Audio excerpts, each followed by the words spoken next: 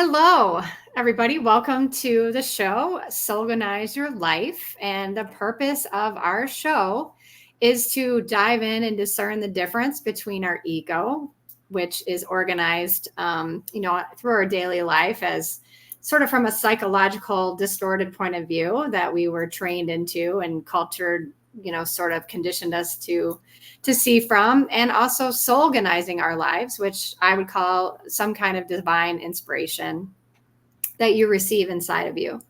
Our souls don't have anything but love for us, and our egos will always tell us that we're lacking in some way.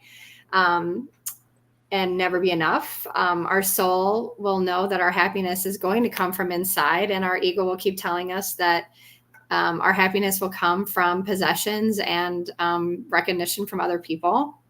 Our soul is always going to be creating opportunity after opportunity for us to create inner confidence. And our ego will be convincing us to try to control life and control other people. And that's not very peaceful. And the point of this podcast is to discern these things and become more peaceful by recognizing we have a higher self or soul or whatever you choose to call it. And, one of the reasons why I think the soul is the only place you can go to create that peace is because it's not corrupted. Our ego has certainly been corrupted by society and conditioning and family and all kinds of stuff, but our soul is still a pure, limitless viewpoint that does nothing but want to love us. And I believe society has talked us out of this, but this podcast is one of many that's trying to help us relearn intuition and learn to be connected to our higher selves and build self-love. And I think that our guest, Stephen Reeder, today is going to help us do that. And so that's why he's here. So thank you, Stephen, for joining us. I do want to, if you don't mind, read what you actually shared with me for your intro, because it was so well written. I usually just go off the cuff, but I think it was so well written, and I want our audience to hear what you said. That you've been a certified professional coach since 2012, and that's how we met. Actually, I met you through IPEC, where I'm also trained. But you've been a grief recovery method specialist since 2017. And that these two roles have allowed you to do something very unique. And it's a mission that you've created to support mental health and wellness through emotional intelligence, which we learned about in IPEC. And then you've gone on to have this awesome specialization. And it's a mission and a passion that grew out of your childhood and adolescent challenges, which of course is so relevant in this podcast to talk about, that builds our ego. And also within a family and culture that didn't allow for the free and safe expression of emotional needs and concerns. Hallelujah. That's like our whole generation that grew up in the 70s. Are you that old? I forget. I am that old. Okay. I know you like Kiss. I'm like, he's probably that old. So just to keep finishing what you had said, you said while your experiences were difficult, you realized as an adult, as did I, that you were hardly alone in our cultural conditioning. And I feel like IPEC was such a great place for us to learn that. And that so few of us are set up for success in expressing ourselves and our feelings in a healthy way. Amen to that. IPEC really got us going in there. That was great. And that Stephen is now adamant that if it is absolutely possible to learn emotional intelligence and thereby nurture and create the mental health and wellness that everyone deserves to have in their lives. So Stephen, thanks for coming and welcome to Soulganize Your Life. And I just please jump in with any thoughts you're having about all my rambling. Well, first, it's such a pleasure to be here and stay connected with you after all these years. I know we don't get every opportunity to cross paths. I'm so excited for what you are now doing with what you learned at IPEC and everything that you are now pursuing and creating these outlets for your clients and beyond, whoever gets to hear what we share today and what you share with all of the guests that you have here. We've just got to get the word out. We do. I mean, it took me forever to do a podcast because I'm like, oh, everyone else is doing. I'm like, no, we have to like flood the market. I mean, it's like it's getting crazy out there. Egos are just causing so much chaos and suffering. And as a therapist sitting with people every day, I'm like, we need to get the word out. We need to talk more about things like coaching, and grief specialization that you're doing. We need to talk about this stuff and just share. I mean, if we meet 5 people there, great. If we meet 500, I don't care. We just need to flood the market is my feelings at this point. And, so the point again of the podcast, I hope today we talk a lot about the way you view grief and mental health, but mostly, I'd like to start with each guest. Like, how did you first become aware that you even had an ego? Maybe you called it something else, or, if you had a major moment, or if it was over time, or, just how you first became aware that you even had one. All I learned about the word ego through my schooling was that ego equaled arrogance. Okay. And I really didn't get a formal education on what ego truly is until I started as an adult studying works of different spiritual masters like Alan Watts and Carolyn Mason, Joseph Campbell, and finding out what an ego really was, and being versed in what it meant for the ego to be a separate entity from the spirit that we all have underneath. Although I certainly did realize at a very young age how different I was from everyone else in my small family, even if I didn't yet know how I was different. In terms of I did recognize myself as being separate and very different from the family, but it never occurred to me yet to put any other name on it other than Stephen, the Stephen that I was told that I was. And that's really where it kind of started to blossom, was when the Stephen that I was told I was at deep odds with who I was starting to experience myself as, especially at puberty, when I realized I was gay and things just weren't adding up about what I was being told about myself and about the world around me.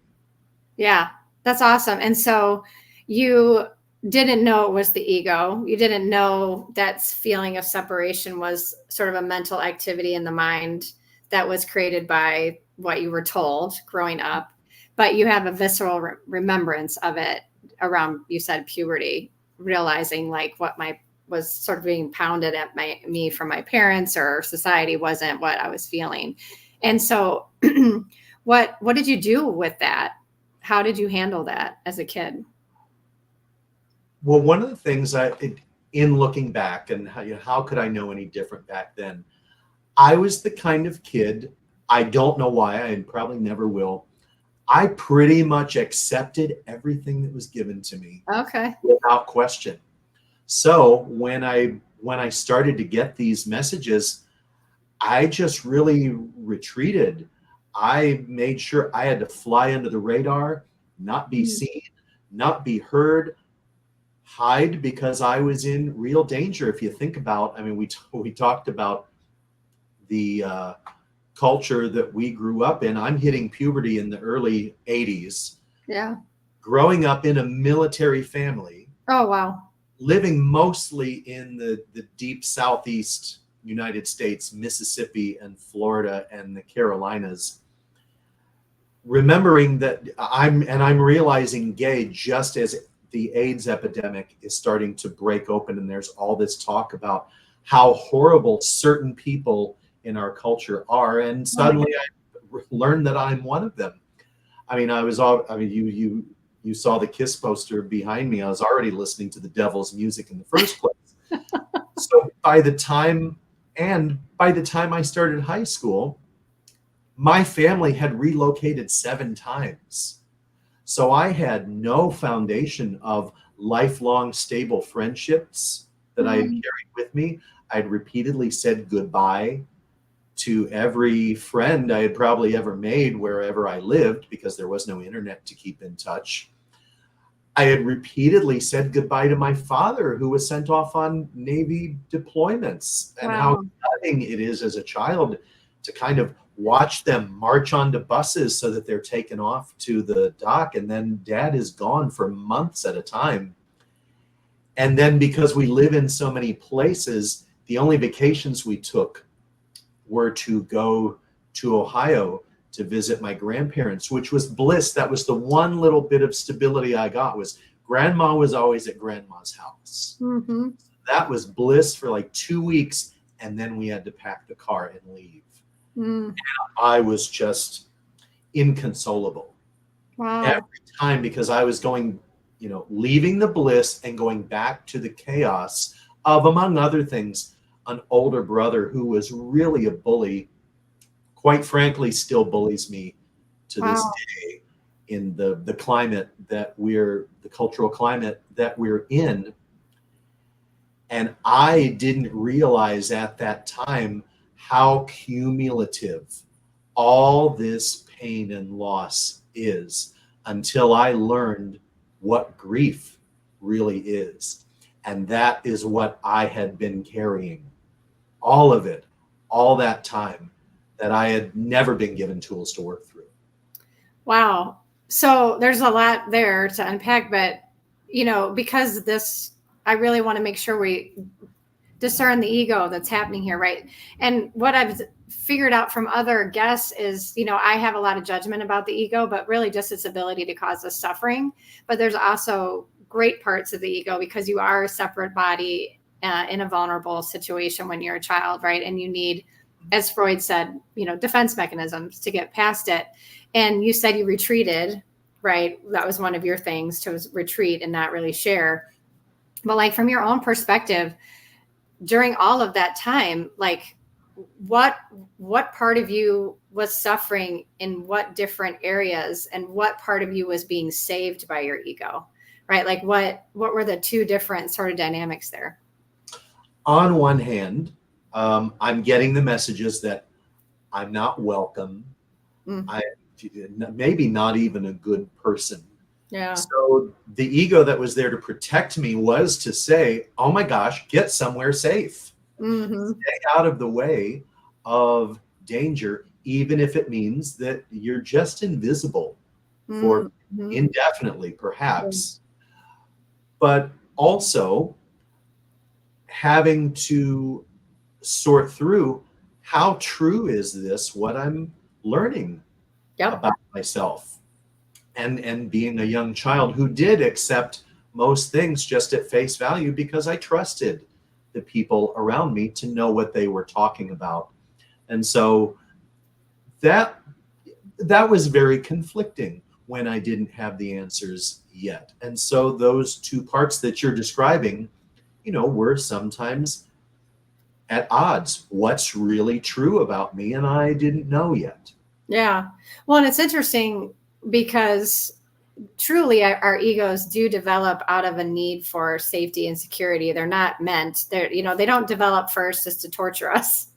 They develop because there's a real need for it. And yours is really obvious, right? Like you so eloquently described, being in a military family, being in the Deep South, having a father who left often, moving around, having a brother who bullied you, completely hearing from society that the things you care about or love or are drawn to actually make you a bad person. Like, I mean, it's really obvious the amount of safety your ego provided you, right? And helped keep you safe. And I guess my next question would be then is, when do you remember it not working anymore? When did it start actually causing you suffering? To hide and to retreat? I know there's a few times and places, and that was, it's certainly manifested in my professional life. Until I could do enough work on myself with the support of coaches and therapists to actually be able to trust those around me, because I went from pretty much accepting and trusting everything to it was too dangerous to trust almost anyone. And Okay, so that would be the discerning moment where it starts causing you suffering, where you're saying, I stopped trusting almost everyone. Mm-hmm. And that's when it really worked against you, right? Is that correct? Yes. And then realizing that, gosh, I'm cutting myself off from connection for what at the time seemed like a good reason. It was about safety. But then as an adult, realizing that there are places in this world I can be safe. Now, what's the task of unlearning that knee-jerk defense mechanism? Yeah. So when you were a child and going through all of this, did you ever have a sense that you were connected to something larger, even if it wasn't the people around you? Did you ever feel a soul or spiritual or higher self connection? Were you taught anything? I was raised in a Catholic, and so what I learned about the soul in that environment was that yes, it's this part of you that's connected to God, but it's still also inherently connected to who you are as an ego, as a human. Mm-hmm. So what happens to that soul is absolutely contingent on what you're doing and what you're being as an ego. So it was this very precarious feeling of not wanting to do it wrong, or else I might lose that soul, which I certainly know now that the soul, my interpretation today is that my soul and everyone's soul is the eternal part that existed before you incarnated as this ego you are now, and will continue after you disincarnate. Yeah. So even though you're sort of being taught, like, boy, you could really screw up, did you ever have any moments as a child of feeling that connection? Or was it just, I'm being taught this, look down, do your work, sit in the pew? Like, how did you? It was that it was that strict discernment of be good, stay the course, or else. Kind of a very, maybe what there's a writer, George Lakoff, who describes the strict father model. And not only, he comes at it from the position of politics. We learn politics through the family structure we had. Well, I feel we also learn religion through the family structure that we have. And since I had a strong military-based father, you don't talk back to authority. You know your place in the hierarchy. And so it was a, quite a fear-based way of looking at how the consequences of your action are going to affect your soul. Yeah. And so how repressed that feels, just imagining, even like you said, the military aspect of it too, where you're literally being taught by egos everywhere. And it doesn't sound like you were given much of a personal relationship with God or the soul or it sounded very much based on what are you doing in your human everyday behaviors. Would you say? Yes. And to your point, I am, as we're talking about this and I'm thinking about the military structure, just like you said about the ego earlier, the role that the military plays, it's necessary that it is set up that way, because that's what its function is there to carry out, is that protection. And yet it works in some places and doesn't work in others. It does have that duality. Yeah. So as you said, as an adult, you said I was starting to realize that my isolation and distrust wasn't helping me anymore. And I searched out coaches and therapists and started to open yourself up. Was there a moment after that in which you're like, oh, I actually do have a higher self, I have a soul, I have a spirit that actually has been with me this whole time, and I'm just getting to know it. Did that happen? I feel like it happened gradually. Mm-hmm. The first order of work that I did was kind of the undoing Yeah. of what I had learned Uh, before I could learn something new. And so yeah. there were always powerful teachers and authors that what do we always say, when the student is ready, the teacher appears. Yeah.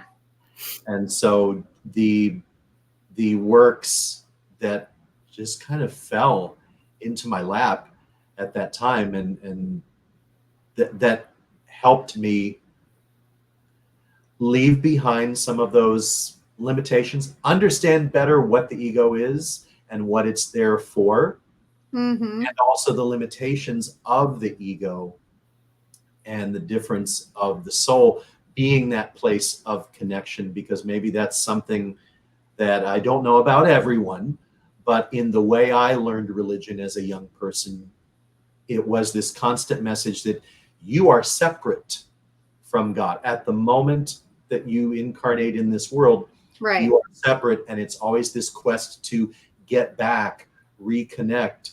And that's such a deep part of my own journey, was disconnecting also from everyone around me and Mm-hmm. finding my way back to connection and trust. Yeah. So it was not, it's not like you can look back and go like, oh, I had this great awakening or this moment like Eckhart Tolle explains, right? Where just poof, it was gone. More for you, it was like one day, just that's was your operating. Very gradual, yes. Yeah, A me lot of work. too.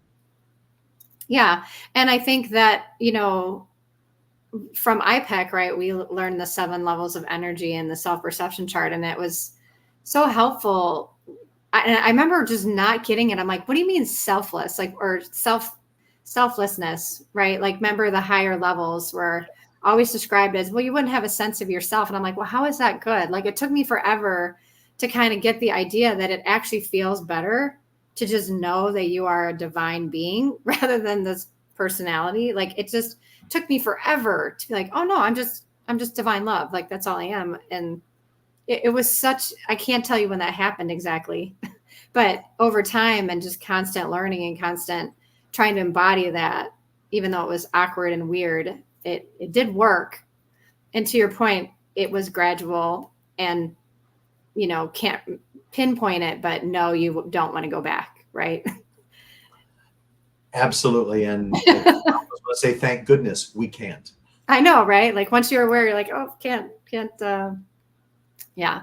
So for today's you know, specific topic, obviously we want to kind of dive into grief, and I loved how you kind of explained, like, I didn't realize as a child that's all I was experiencing on so many levels was grief, and you already explained that. But like, now that you talk and work with people around grief, do you take a holistic perspective?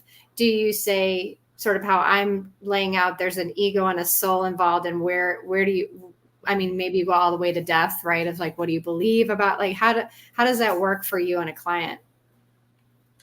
Specifically with clients, it really depends on what they're there for. If it's specifically the bereavement of someone who has died, then that is where we begin our work.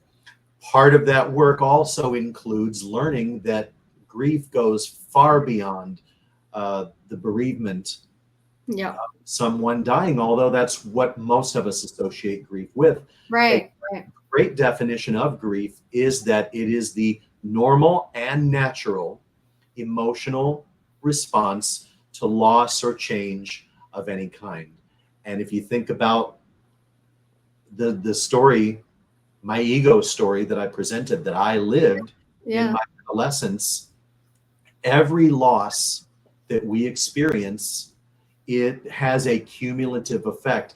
And if we don't know how to address grief, it not only becomes cumulative, but cumulatively negative. Mm-hmm. Means the longer we let it go without addressing it, the heavier it gets. And so it's like putting more and more bricks into a backpack that we're trying to carry around. And then when that backpack's pretty heavy and then you have another loss, or like you said, or change, I imagine you see clients who, really have a hard time processing maybe what we would call a smaller loss, right? Because they haven't dealt with the fact that there is a normal and natural change that occurs and needs to keep going. And there's a process, and that's something you can teach them. Absolutely, because really, who wants change when everything seems to be okay? Yeah. And there's a couple of things that can happen. Either that backpack gets so heavy that it weighs them down and they just can't go anywhere. And then it's, oh my goodness, I really, really need some help with this. Yeah. And that's one doorway in.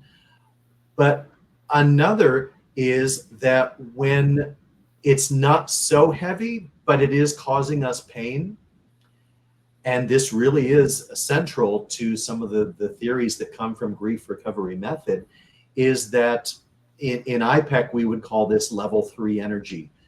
We have a little bit of pain. We don't quite know maybe where it's coming from, but it's enough to be annoying. And I want to soothe it. I want to cope.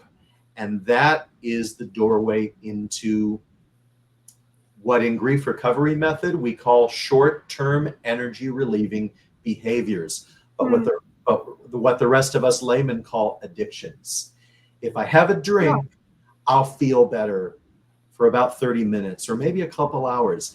I'm feeling some stress. Let me go take a smoke break and I'll be fine when I come back. Or, oh my gosh, I can't wait till Friday. I'm going out to the casino.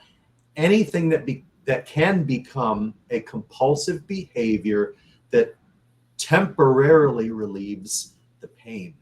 And there's nothing to say morally about anything that anybody chooses to relieve that pain, except to say none of those things actually address the core pain of why you're feeling what you're feeling. And that's what deep grief work is about, much like the core energy coaching we learned at IPEC. Yeah. Getting to the core of why am I feeling the way I'm feeling? What's it getting in the way of? And what do I want to do about it? Yeah. But it's almost like you're describing this as the gateway or the first sort of creaking open of the door of like, I'm suffering, I admit it, and I'm looking for relief. And without any judgment, we are telling people, you have a right as a human to seek relief. Absolutely. I would never hold back a Tylenol from someone who has a headache. Like, you just, like, that's not even human.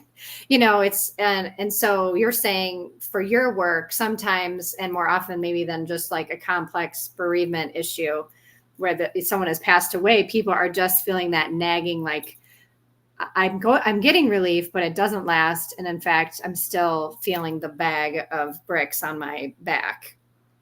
Is that kind of where you might meet people a lot? Well, when someone has passed away, that is probably the most intense and heaviest of grief events, but they probably don't yet realize how many other smaller grief events leading up to that they were able to manage and cope with.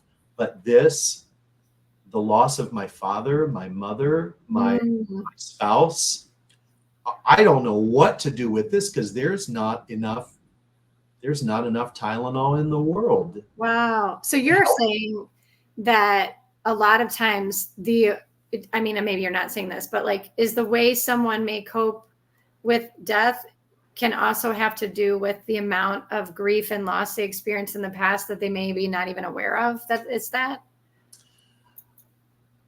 I feel like I do understand by what you just said, yes, that if the way because we've all from a very young age, we're taught to be competitive, you're going to go to school, you're going to be successful. We've learned to get things, attract things, accumulate things.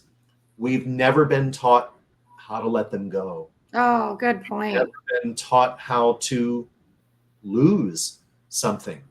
We're only supposed to win. And if we don't win, well, you must have done something wrong. Oh my gosh, that is such a mic drop thing you just said, that we're, because that is what I'm saying about the ego. It's going to tell you that you have to replace the loss, or you have to achieve more. And you're saying like, oh my gosh, if we would just educate people about the cycles of actual life, of reality, and deal with that as they happen and take them seriously, right? Instead of, like you said, just wait till the worst thing happens, which is someone passes away. And in your childhood, you had so many of those, right, that were compiling, and you can look at them and go like, oh my gosh, I totally see how this became like a compound fracture, or, something where there's several tentacles to it, and or a big knot that I have to really work at to untangle. And so it sounds why, excuse me, it's so important for someone like you to work with people, because, I can certainly look back, I'm 53, and I think like there was a lot of things I now determine in my mind. What you just said, I was not okay experiencing that as a loss, nor did I think it was okay to call it that, So that's really profound what you just said. And, oh, I had a thought and it left me. But you were saying, I've got to replace the loss. You've got to be strong. There's all these rationalizing phrases that we are given. Be strong, put on your big boy pants and your big girl shoes, push through it. It takes time. You'll get over it if you just let time pass. So, many of us learned, well, it's been a year now. I'm not quite over it yet. Maybe it takes two. I don't know, because I don't have any other strategy. Yeah. But until then, I'm going to work really hard. I'm going to strive to be more successful in my work, and work 60 and 70. And I've met people who work 80 hours a week. Wow. Because that is the bar of success that they've set. And by staying busy, I don't have to feel what's happening down here, because I've got my mind occupied. Yeah. And I only trust my mind to work things out, because my heart does nothing but hurt me when I lose something. Yeah. Yeah, because your heart, I was reading A Course of Love today. Have you ever read that? Read that particular? No. They were just in the beginning. It's just such a beautiful book, but they were talking about the mind will distort reality, but your heart will embrace it. And to your point, when you're grieving, your heart is embracing a lot of pain, right? Which it can do that. And I think that's what I hear you saying is that our society certainly doesn't teach that in full embrace, but rather encourages the mind to just keep creating a different reality to move and tolerate. And that's where you come in, where you can kind of sit with someone and gently walk them through that process. So my last kind of big question for you is, do you address the soul, the spirit, or higher self, or anything with your clients? Does your specific method use that term, or how, and is sort of your viewpoint about, I'm sure with no judgment, you wouldn't tell someone they had to view from that point, but for the purpose of our show, kind of talk through maybe sometimes when you have.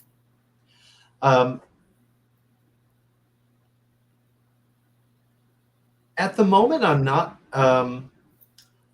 I have not found that has come up in the conversation. I will say, specifically in Grief Recovery Method, part of their design with what they want to deliver is that it is non-denominational, assuming that most people associate the soul and the spirit with religion.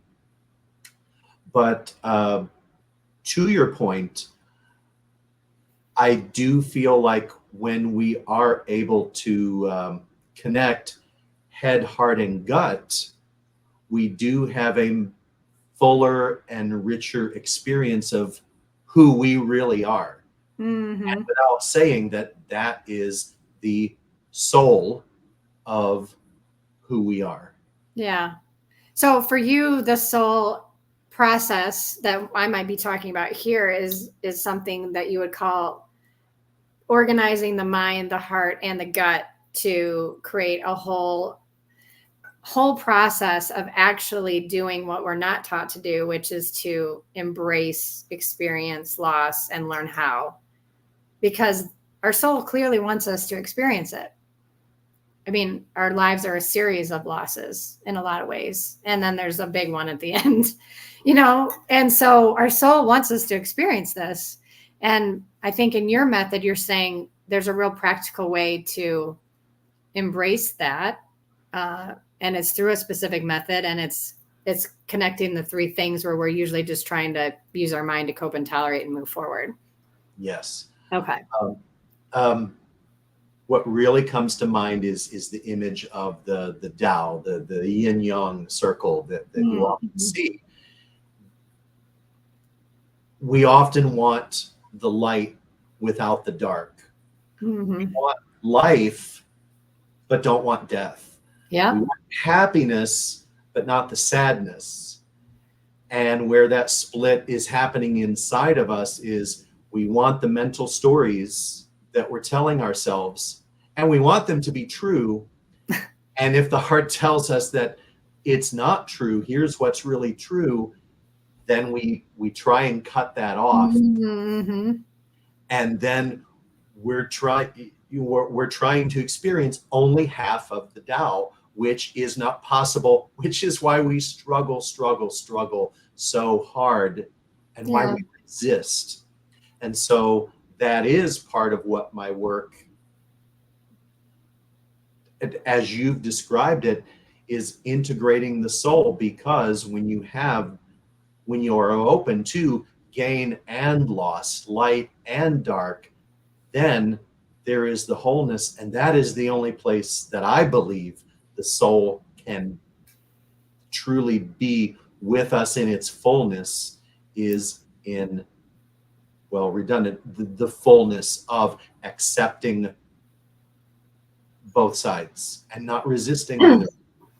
Yeah, I mean, to me, it's like coming up with a paradox, because when I think about my soul, I'm meditating or I'm falling in love with something, even a flower, right? And I just feel this expansiveness, right? And it seems like we should just keep doing that, but there's a real reason why our soul wants us to experience loss.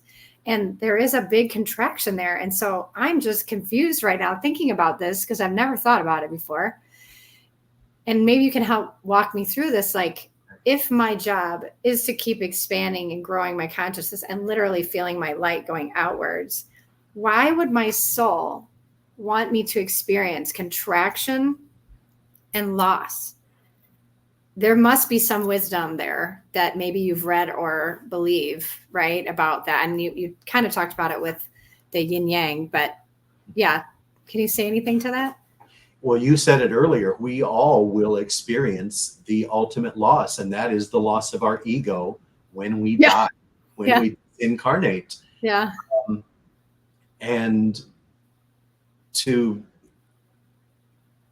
I think the words that come to mind from Alan Watts, if we breathe in and we only breathe in, but we don't breathe out, well, then we can't exist. We have to inspire and expire. Yeah. Oh, there's a lot there. There is. Another mic drop there. So again, it's our soul can only exist in wholeness. And so if we're not experiencing both the gain and the loss, how can you experience only life and not death? That's the way of the world. That's the way of the universe. Yeah. The stars themselves live and die and then renew.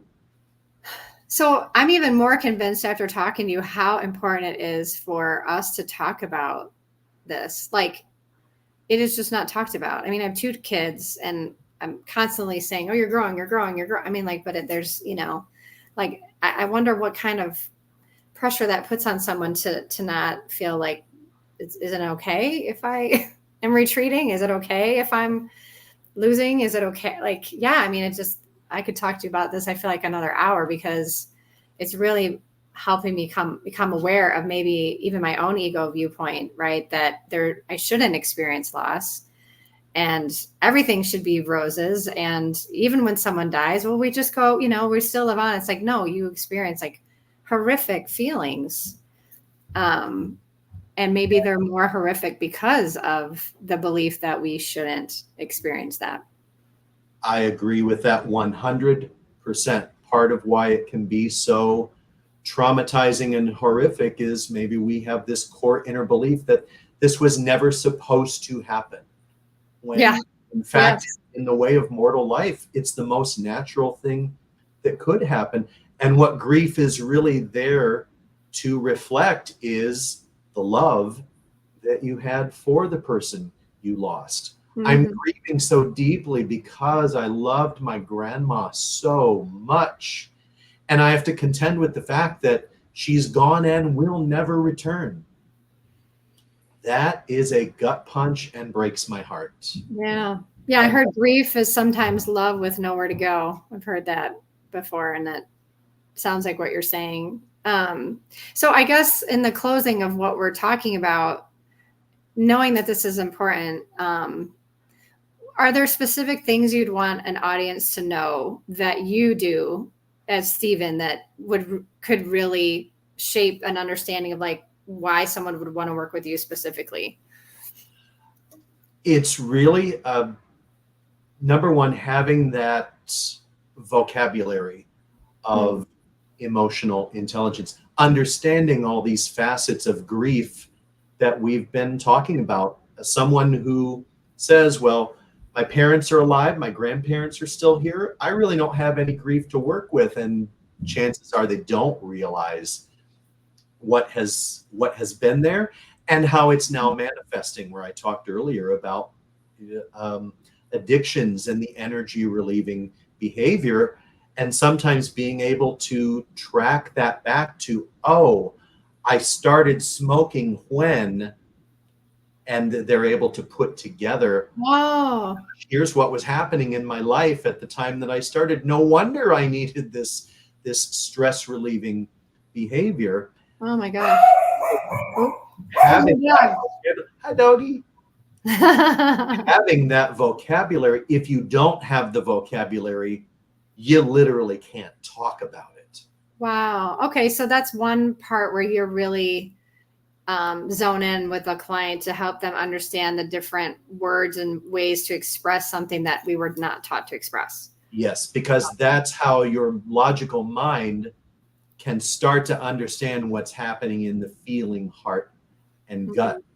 It wants words, it wants structures, it wants concepts. Yeah, and we were taught to think first, right? I don't think that's what we really do, but we were taught to think first. And to your point, it is so necessary for us to be able to articulate. And so that's a cool gift. Any other specific nuances that someone would have working with you specifically? Because I know you work with a program that, yeah, go ahead. Yes. Well, certainly, with IPEC, we can give them the language of those 7 levels and understanding, here's where my energy goes when I am triggered by a certain stimuli. Finding out what is that stimuli for me, gaining that self-awareness, but also having the space and the non-judgment to just bring it to the table. I mean, where else in your life do you get a dedicated hour of someone listening to you and only you and whatever it is that you want to bring to the conversation, and is in every possible way supportive of what you want to be, do, and have? Yeah, and I will say that as long as that I've known you and been around you, that actually is your gift above many other coaches and therapists that I do know, that you literally lean in and listen in a way that I've never seen before. It's really amazing. So just want to plug that part of your gift. But thank you so much for being on the show. Is there anything else you want to let us know, like how to find you maybe? Well, my website, again, showing my age, website is just my name, Stephen. What's the right thing to say nowadays? Well, depending on what generation you're in, because I was having this discussion with someone who's an up and coming coach. People don't go to websites; they're finding them on Instagram and TikTok. That's the new ways. But of course, I still have a website. Right. It is my full name, Stephen Reeder. If you put in stevereeder.com, you're still going to get there, but it will take you. And it's Stephen with a V. With a V. And also, I'm most active right now on LinkedIn. So if you just search Stephen Reeder Coach, you will find me, because everything I'm about is mental health through emotional intelligence. And that's where you'll find my writings and my passing thoughts here and there on grief and emotional intelligence. Awesome. And then you said it's called the grief method, or grief recovery method. Grief recovery method. Okay. Is one of the tools that one of the many tools I have at my disposal. That you're certified in. Yeah. Energy leadership and core energy coaching. Not to mention look behind me, the catalog. Alan Watts and Carolyn Mason, Neil Donald Walsh, and these amazing teachers that helped me unlearn what was too heavy in my backpack. And I've carried that backpack, and I know how heavy it can get, and also how good it feels to set some of those things aside. Yeah. Amen to that. I agree with you there. All right. Well, thank you so much for being here. And we'll put up where to find you and move from there. Maybe we'll have you on again. I feel like we could talk about some other things too, besides grief. So we'll see. All right. Thank you. Such a pleasure being with you. Thank you.